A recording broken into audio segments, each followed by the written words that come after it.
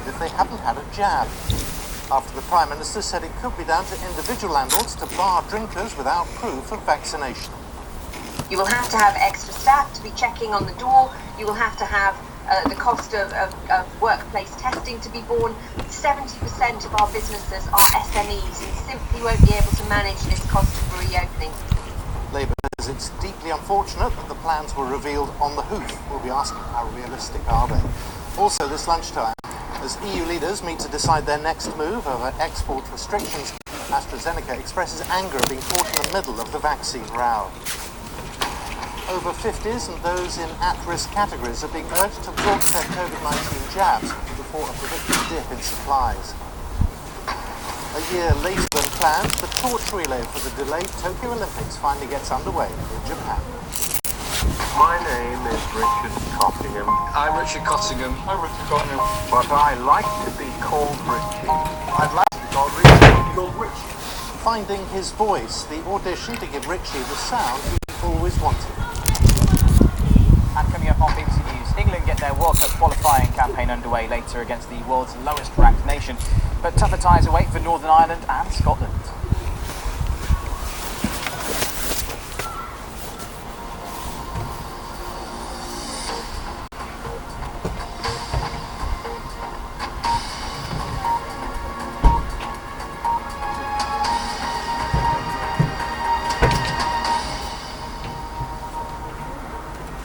Good afternoon and welcome to the BBC News at 1. Pub operators and landlords have said they are concerned about the possibility of customers in England having to prove they've been vaccinated against coronavirus in order to enter hospitality venues. A review is looking into the measure as the lockdown is eased. Yesterday, the Prime Minister said the decision could be left to individual landlords, but industry leaders say the plan is fraught with difficulty. Speaking this morning, Mr Johnson said it may only be possible to implement a vaccine passport scheme once everybody has been offered a jab. As Sarah Campbell reports. Pubs have had a long time to get ready to welcome back customers. They've had to change their layouts, reduce tables and ensure they're as COVID safe as possible. So soon, lockdown easing, the thought that they'll also have to ask customers to prove they've been jabbed hasn't gone down well. What we do not want is the risk of additional costs being put onto our business, having to hire people on the door to monitor this, to exercise judgments. We want the ability to trade in the normal way. A further issue is around pub staff and clientele, who are generally younger and therefore not yet eligible for vaccinations. You've also got potential discrimination issues that arise in the workplace and in a customer setting where you might be discriminating against those people if you are demanding that they have COVID status certification before they can pop out for a coffee or pop into the pub. Under the current lockdown easing timetable in England, outside socialising in limited groups will be allowed from April the 12th. And from the 17th of May, groups of 6 or any number from 2 households will be allowed to drink and eat indoors. The question is whether pubs will require customers to have a vaccine certificate, which the Prime Minister said this morning was being considered. What we said is that we'll be reporting on the work of the certification group in early April, either on April the 5th or on April the 12th. Desperate to get their doors back open again, the owner of this chain of nightclubs says having to show proof of vaccine could be workable. Our demographic would probably accept it. It's a young customer base for us. They already walk around with ID, which is driving licence and passports, to get into a lot of our venues, and I don't think they'd have a problem with it. But I think it's a market forces thing, to be honest. The night before the last lockdown, publicans and many customers are counting down the days until the drinks can start flowing again. But the road to reopening is far from straightforward. Sarah Campbell, BBC News. Our political correspondent Alex Forsyth is in Westminster. The idea of vaccine passports, well, the mood music, if you like, seems to be warming towards it. Yeah, this notion has been kicking around for some time. The idea that you could have some sort of proof, whether it's a passport or a certificate, showing that you're at little or low risk of passing on the virus if you're in a public enclosed space. But initially, ministers seemed and said publicly that they were quite resistant to it. Then we heard from the Prime Minister yesterday saying when it comes to pubs, it might just be down to individual landlords. And there has been a bit of a backlash from the industry, but also from some of the Prime Minister's own backbenchers who disagree with it on principle grounds. Now, we have had a bit of clarity from the government today. What is happening is there is a review, and it's looking at the role that vaccines, but also testing might have in getting parts of the economy reopened. So somehow proving that if you go into a pub or an enclosed space, that you're not going to pass on the virus whether you've recently had a vaccine or a negative COVID test. Now that review is looking at the practical, the ethical and the legal aspects of this, and we expect to hear a bit more in early April. But it is worth noting that the Prime Minister asked about this today, said there have been no decisions on this. It's a very complicated issue. So I think what we're getting is just an insight into government thinking about what life might look like when things start to move again. Alex, thank you very much, Alex Wilson. EU leaders are discussing plans for extra controls on vaccine exports in an effort to improve the rollout of doses for member states. Boris Johnson has warned against blockades, which could affect the number of jabs sent to the UK. But the European Commission says it would expand supply for all. Richard Galpin reports. Here in this vaccine centre in Cologne, as in other parts of the European Union, there's only a handful of people. One key reason for that is a shortage of vaccine supplies. And this as the EU faces a third wave of coronavirus, which is sweeping through member states. Frustrated EU officials believe the UK had an unfair advantage with the contracts for the AstraZeneca vaccine and now threatening a ban of exports of the vaccine to the UK. I don't think that we want to use it. I am optimistic that the joint agreement between the EU and UK, as well as the summit today, will help to solve the problem without entering a vaccine war. But again, EU has been the biggest exporter. But London and Brussels are now trying to cool tensions with a statement saying they're working on specific steps they can take to create a win-win situation and expand vaccine supplies for all their citizens. I don't want to see blockades of vaccines or medicines. I don't think that's the way forward, either for us or for any of our friends. The EU meeting this afternoon is focusing on ways to increase the vaccine supply and improve the distribution across the 27 countries. I think it should be made perfectly clear that the EU does not have a problem with the UK. The EU has a problem with AstraZeneca, because AstraZeneca is not fulfilling their promises, their contractual obligations. It's vital in this pandemic that all countries work together to tackle the virus. Vaccine nationalism could prove very damaging. You cannot wrap a flag around a vaccine in this modern world. It just doesn't work that way. These are integrated supply chains, and any attempt to impose any barriers whatsoever will disadvantage everybody involved. At today's meeting, the German Chancellor Angela Merkel will also highlight the need for more vaccines to be made in the EU itself to tackle the supply problems. Richard Galpin, BBC News. Our Europe correspondent Nick Beak is in Brussels. The European leaders who are meeting today are themselves under huge public pressure, aren't they?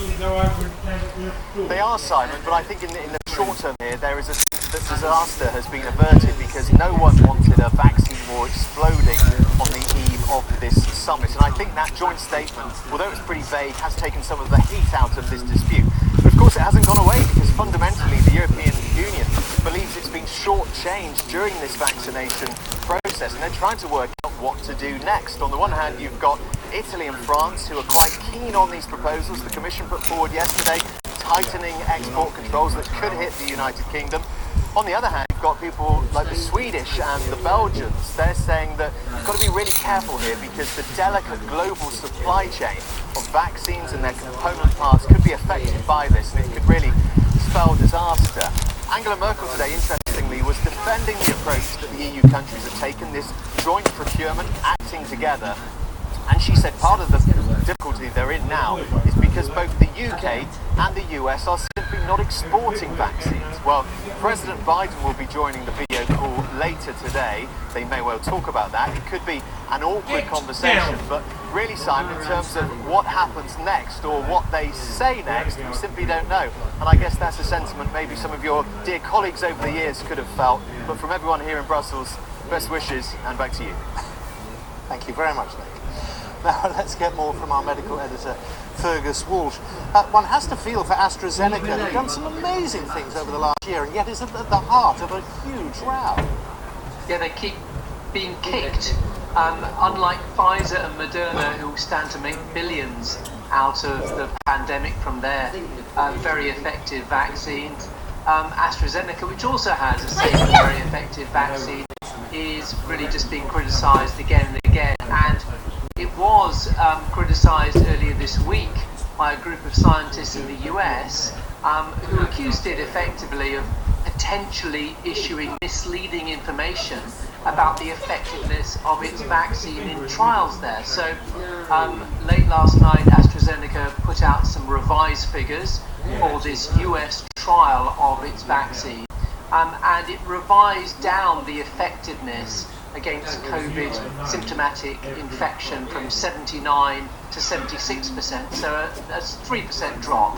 But the effectiveness among the over 65s actually went up from 80% to 85%, and it was 100% effective against severe disease. So really, pretty much a lot of fuss over very little indeed. And many will have noticed that AstraZeneca, it's doing this not for profit, and it said it put that early data out on Monday to reassure partly EU countries who were concerned about blood clots, because they did a specific analysis showing there was not a problem with blood clots. But today, one EU country, Denmark, has said it will continue the temporary suspension of using the AstraZeneca vaccine for at least another 3 weeks.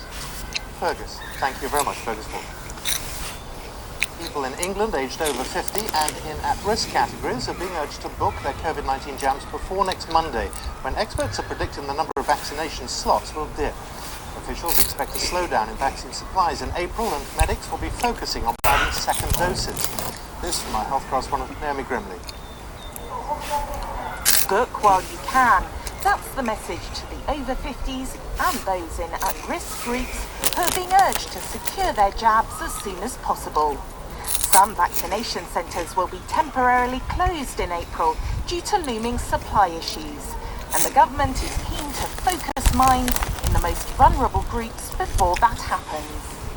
We've got very high coverage amongst the over 70s, more than 90%, but in other groups there are less figures of less coverage, and we do need to reach out to those groups and persuade and make vaccines easily accessible in order that they take up immunisation.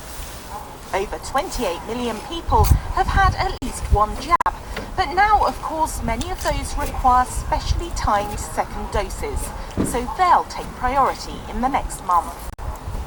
New research from Warwick University and Public Health England says it's already saved at least 6,000 lives, mostly in older age groups, between the first vaccinations in December and the end of February.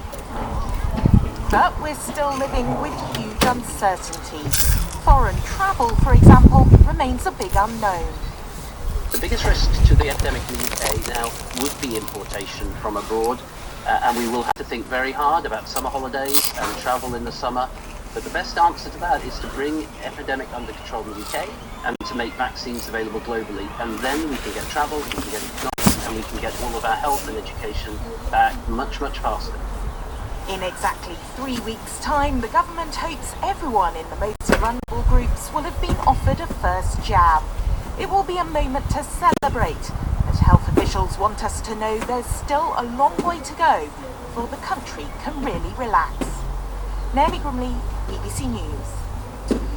A year later than expected, the Olympic torch has begun its 4-month journey around Japan as it heads to the delayed opening ceremony of the 2020 Summer Games. The Olympic flame was lit in Fukushima and will arrive in Tokyo in July. Rupert Winfield-Hayes has been watching its progress. It's a moment many had predicted would never happen. But this morning in Fukushima, a year later than planned, the runners got underway. The Olympic torch relay has begun. This is really the point of no return. This is Japan saying to the world, this Games is going to go ahead this summer regardless of the pandemic. For months, opinion polls have shown an overwhelming majority of Japanese are against holding these Games this year. But as the torch relay entered the city of Iwaki today, a lot of people turned out, ignoring government advice not to gather in crowds. Although they did heed the advice to clap rather than to cheer. When I watched the torch go by today, it became more real for me, this lady says. But I am glad they're not going to allow spectators from abroad. I'm going to be an Olympic volunteer, this student says, so I really want them to go ahead. When the whole world is down because of the pandemic, I think the Olympics will cheer people up. So the torch relay has now arrived in the little town of Futaba, and this town is one of them, was evacuated after the nuclear disaster at Fukushima Daiichi 10 years ago. In fact, the nuclear plant is just a few kilometers away from here. And despite all of the razzmatazz surrounding the torch relay here today, if you go just 100 meters in either direction, you'll find that this town is still completely deserted. And some of the people who come from this area are not hugely amused about the amount of money that's being spent on the Olympics when they still can't come home. Japan has now decided it will not allow foreign spectators to come to the Games this summer. But as the Olympic flame makes its way towards Tokyo, the authorities here know they now have no hope of vaccinating Japan's population before the opening ceremony on July the 23rd. Rupert Winfield-Hayes, BBC News, in Fukushima. Start at 1:15, our top story this lunchtime. Landlords say they're concerned that proposals to ban people from pubs in England if they haven't had a jab. Also today, the latest list of endangered species shows Africa's elephants are far more threatened than previously thought. Coming up on BBC News, the Olympic torch begins its journey a year later than planned due to the pandemic, and with a different no fans as the countdown starts to the delayed Tokyo 2020 Games.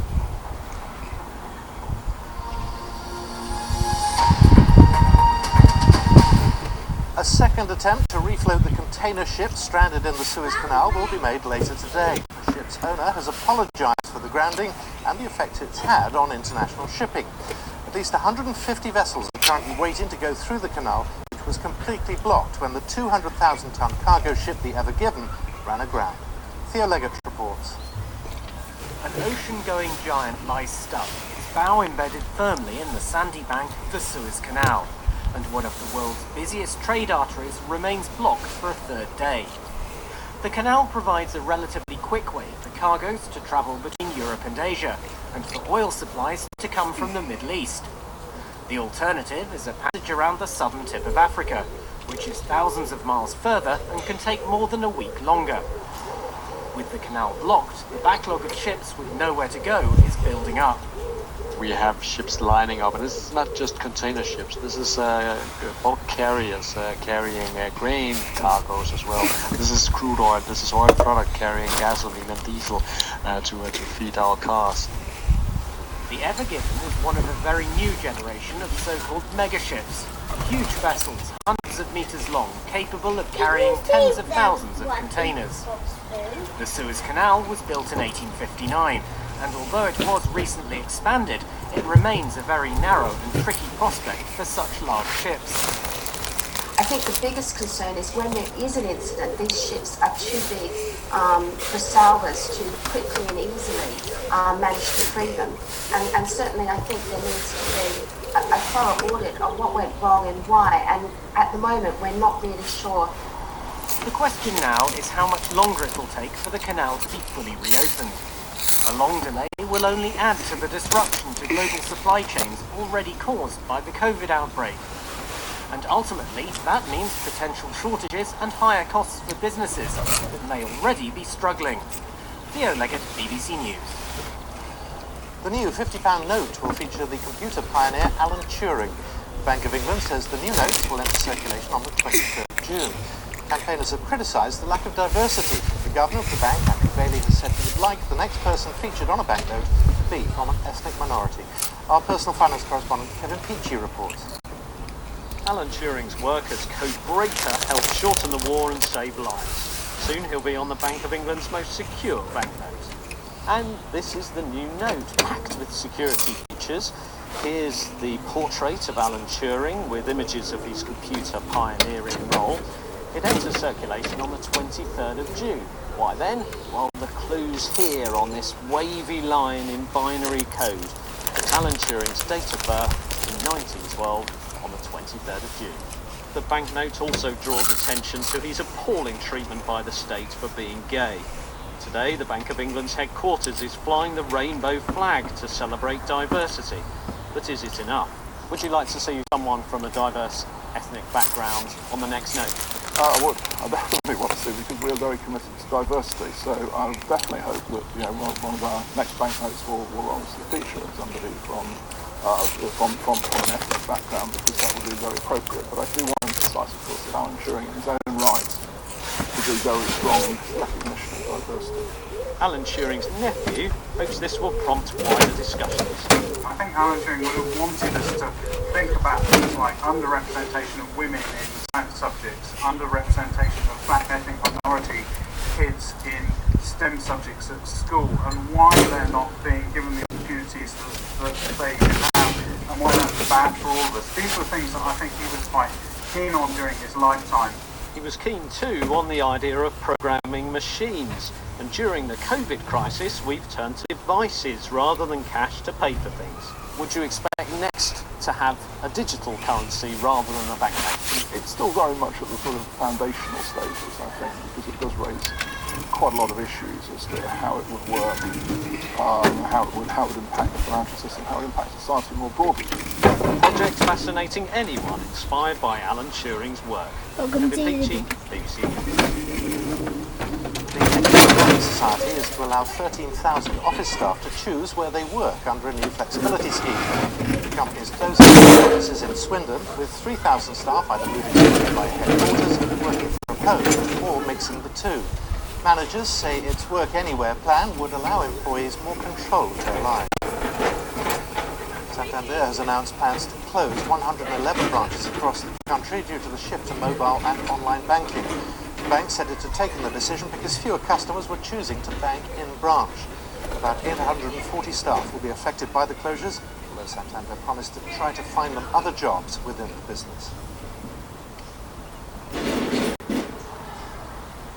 A major report by the International Union for the Conservation of Nature has revealed that Africa's elephants are far more threatened than previously thought. Decades of decline caused by poaching and an ongoing loss of their habitat have driven forest elephants and savanna elephants into the two highest categories of extinction threat. Victoria Gill reports. The largest land animals on Earth. But their size has not protected them from the impacts of poaching or from the continuing destruction of the vast swathes of interconnected habitat they need. This latest red list of threatened species, considered to be the comprehensive report on how nature is faring on an increasingly crowded planet, puts Africa's savanna elephants into the endangered category. Forest elephants are now even closer to extinction, critically endangered. It is an alarm bell for us. So there are two main reasons for these declines. One is the poaching of these animals for the ivory, and the second one is habitat loss through human activities that take place in total disregard of the needs of these animals. Across Africa, there are now just over 400,000 wild elephants. And this latest examination of decades of census data and habitat surveys has shown that the demand for ivory still drives a decline in their numbers. The level of threat they faced had also been masked by the fact that the African elephant was previously thought to be a single species. This is the first time the savanna and forest elephant has been assessed separately. What does it mean practically to have this information about their status? How do you use that to protect these animals and reverse these declines? While on the surface of it looks bleak, the fact that it's being flagged is actually positive, because then it means we can do something about it. And also separating the species, I think that's also positive, because it means we can do something about it on a more concentrated level. The loss of species and natural spaces is happening all around the world. The conservationists are confident that this wake-up call could ensure that these giant icons of African wildlife get the protection and the space that they need. Victoria Gill, BBC News. When you hear of a massive tree-felling operation, your heart tends to sink. Trees, we know, are vital in the battle to save the planet. But there's one large-scale clearance that's happening in the forest of Northumberland that scientists say is actually good for the environment. Justin Rowlap reports. How can this be good for the environment? Forestry England is cutting down trees to restore bogs in northern England. Now, these bogland ecosystems may not look like much, but they are incredible. Some of them are 15 metres deep, so 7 times my height, and they are an amazing store of carbon. Some of them contain plants that grew 12,000 years ago, when the glaciers retreated from northern England at the end of the last ice age. But after the Second World War, the UK began a huge forestry programme. Many ancient mires or bogs were drained to make way for trees. 87-year-old Angus Lunn made restoring them his life's work. My interest in the border mires began as part of a PhD project in the late 1950s. As I walked over a huge area of moorland in western Northumberland, I started mapping Sphagnum Bog, which no one had known about before. So in that sense, I discovered this. In 1971, Angus and the local Wildlife Trust decided the bogs needed protection. Back then, they were interested in the rare plants, but bogs are also good for the climate. The key building blocks of the peatland are the sphagnum mosses, which themselves, like this one, are absolutely full of water. They're about 90% water. And that water is why bogs are better for the environment than trees. It means vegetation doesn't rot completely and therefore doesn't release all its carbon into the atmosphere. So while a tree only stores carbon while it is alive, a bog can store carbon for thousands of years. So this really is good for the planet. And the project Angus began 50 years ago is now the largest completed bog reclamation in the UK.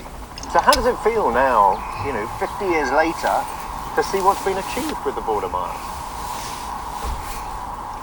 Satisfactory. That's quite low-key response. Very satisfactory. Is that better? Now, we often hear about people finding their voice, but Richie Cottingham is taking this idea quite literally. He's used an artificial voice his whole life because of cerebral palsy, but now he's on a quest to replace the standard computerised pronunciation with something a lot more Yorkshire. Fiona Lambden has more. My name is Richard Cottingham. I'm Richard Cottingham. I'm Richard Cottingham. But I like to be called Richie. I'd like to be called Richie. Called Richie. 26-year-old Richie has cerebral palsy. My generic voice is not my identity. He's never had his own voice and has always had to communicate via a computer. Once I have a new, unique voice, I have an identity. Now he hopes to create an entirely new voice by blending recordings of 2 local men. What are you looking for in a new voice? I'd like a young man's voice with a subtle East Yorkshire accent. Someone who has a nice smile. So far, 36 men have come forward. Hiya, my name's Billy. I live in Hull. My name's Gaz, I'm 24 years old from York. My favourite colour is red, and my favourite food is Sunday dinner, especially Yorkshire puddings. Good evening, Richie. My name But it's up to Richie to listen and draw up a shortlist. What do you think of that one then? Give me a rating out of 10. Yeah, I'm a local lad myself. Obviously, I'm a massive Yorkshire lad. This is 29-year-old Ryan, who lives just a few miles from Richie. We need to try and do everything we can to help anybody, you know, and if it's the littlest thing that might make that person's life a little bit better, then I'm more than happy to help out where I can. Being from around the whole area, There's also 26-year-old Scott, who's proud of his East Yorkshire accent. it's quite a friendly accent. I'd say that you're a lot more affable, you know, sound northern.